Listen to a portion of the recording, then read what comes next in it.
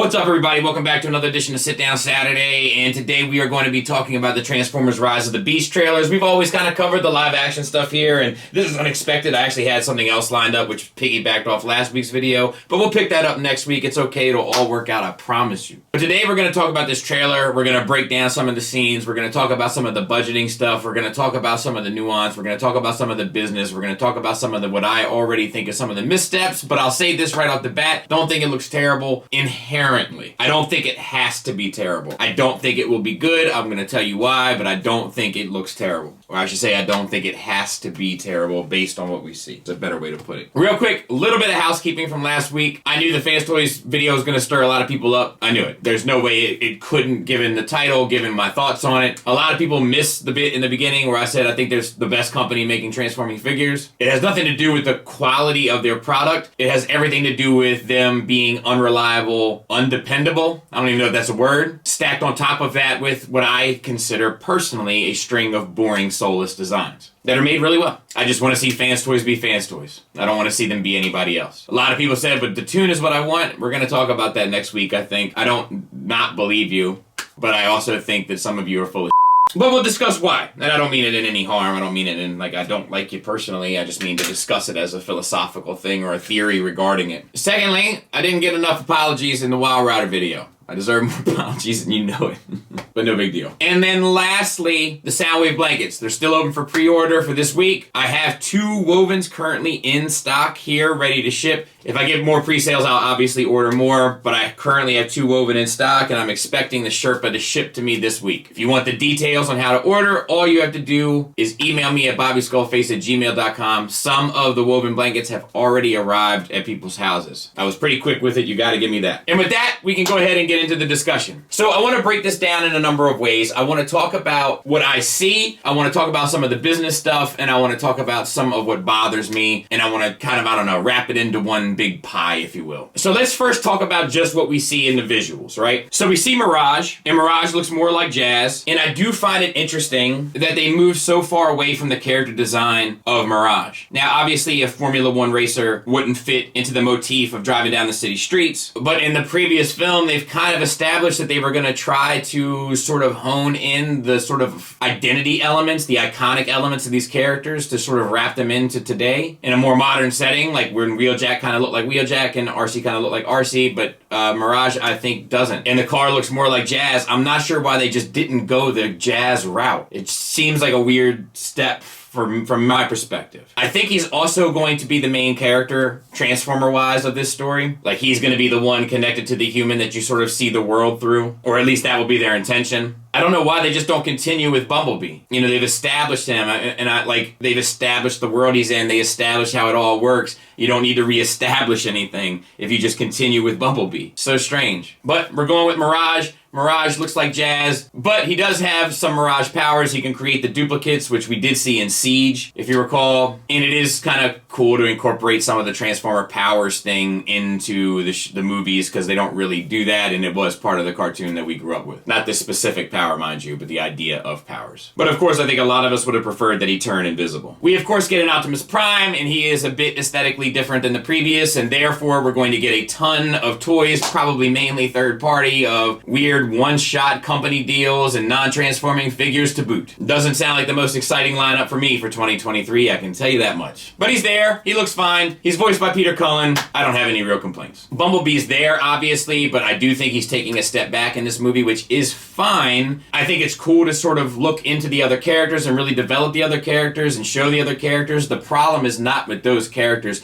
The problem is how those characters incorporate into the human characters, and then how all of that is told in the story, and whether or not it slows down the kind of trajectory of the film or the pacing of the film, which we'll get back to. We'll move on now to RC and Wheeljack. RC has this red color scheme, and Wheeljack turns into this, like, Volkswagen van or whatever. That's another thing that I just don't get. Like, they did a really good job of appeasing to the fans in the Bumblebee thing, especially with that opening footage where it really grabbed a lot of us, like, oh, you know what, this could work. It made people excited about the live action films in a way that they've never really been excited about them since probably the first one. It made people have hope it made people believe in the idea of getting something that looks a little bit more like the identity of the brand. And then they take that and like make these like really frivolous changes that they don't need to. Like, why does RC need to be red? Why couldn't she have just been pink? And I know it's a small potato and it's not the biggest deal in the world, but it just seems like a minor thing that they didn't have to change. It seems like something that they could have just kept consistent to appease both the fan base that was of no inherent value to the film. It doesn't hurt the film at all to just make her the colors that people are familiar with. And the same thing kind of goes for Wheeljack, except it's more of an extreme. If this is indeed Wheeljack. Like, why go so far out of your way? If you needed to go with the van, why not go with Ironhide? Why not go with, like, you know what I mean? Like, why not make an effort to try to tie the visual components together? They did it in the first one. That's why it was charming to a lot of Transformer fans. That's why it sort of revitalized the live action franchise. And they knew it, which is why it was an afterthought and sort of tacked on to the movie. The same with the Prime. It just seems like such a strange choice. Once again, to me, it seems like people meddling in something that I love that know little to nothing about it. But I digress. Let's move on to the Beast Wars stuff. Let me say this. I think they look great. I think they look fantastic. I think it's the best that Beast Wars has ever looked. I think Prime looks great. Primal, rather. I think Cheetor looks great. I think Rhinox looks great. I think it's the smarter idea to incorporate the mechanical elements into it rather than going with the real animals. I think it's smart to include them in a jungle setting. I think it's smart to tie them to this culture that seems to have like floats and parades based on the legends of the characters that would be like these mythical creatures that lived in the mountains. Smart, smart, smart.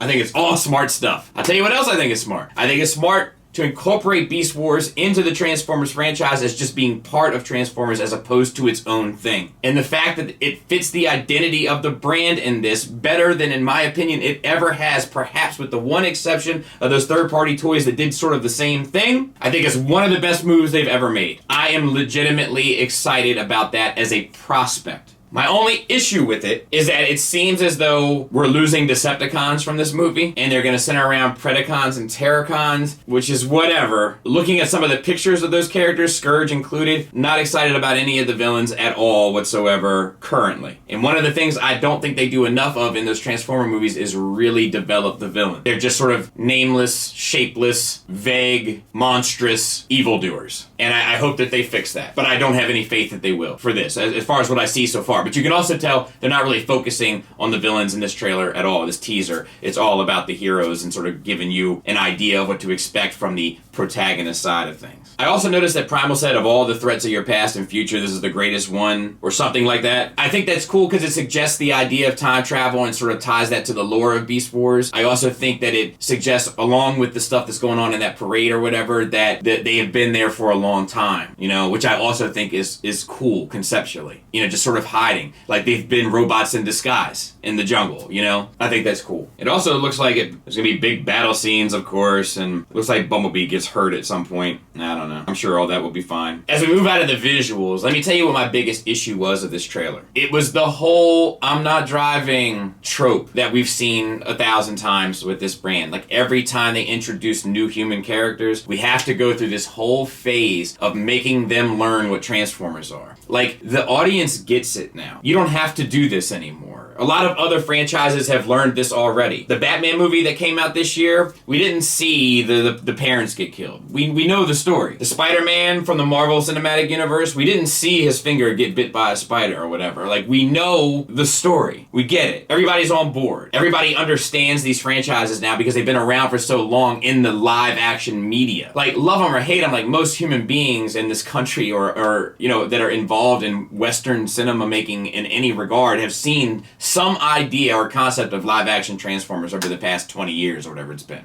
We don't have to go through this explanation period again. What they're trying to do is do that to set up these new characters, because supposedly I think the plot of this thing is that like these characters in Brooklyn, which is why we see New York scenes, find this archaeological thing that suggests that something's going on in Peru, which leads them there and sort of drama ensues. But the time that it's going to take to establish all that, I worry about that taking away from the time of the stuff that we actually want to see established. how the Beast Wars characters got here, what's their sort of angle, how they play into this, how it's all tied to the regular, characters that we know, and why they would work together, etc., etc. All those plot points that I think most of us are kind of more interested in. I worry about how much time this other stuff is going to take away from it just to do things that Marky Mark had to do, that Shia LaBeouf had to do, that the young lady from Bumblebee had to do. Like, they've had to do it so many times. Enough.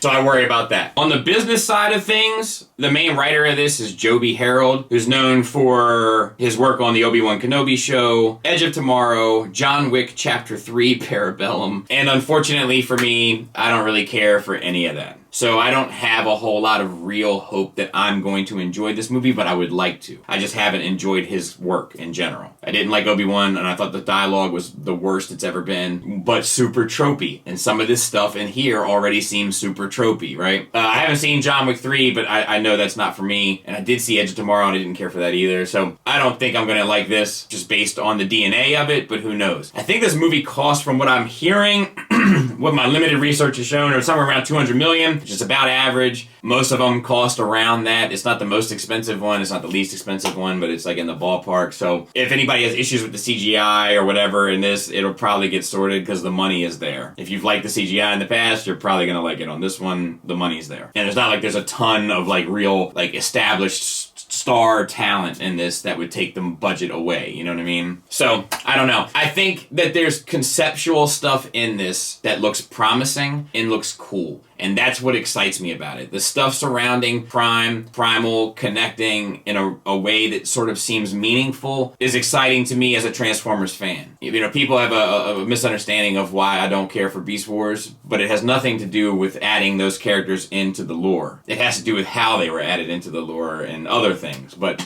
it doesn't mean that I don't want them to be a part of it, and I think the way that they're doing it here is probably a really clever way to do it, and I think that that's cool. So in short, I have a lot of hope, and I have a few reasons to believe it may be promising. However, in the same breath, I don't trust it. I don't trust it one bit. But we will continue to cover it here, although here may not be here. But more on that later. Thanks for listening. Thanks for watching. Until next time, take care.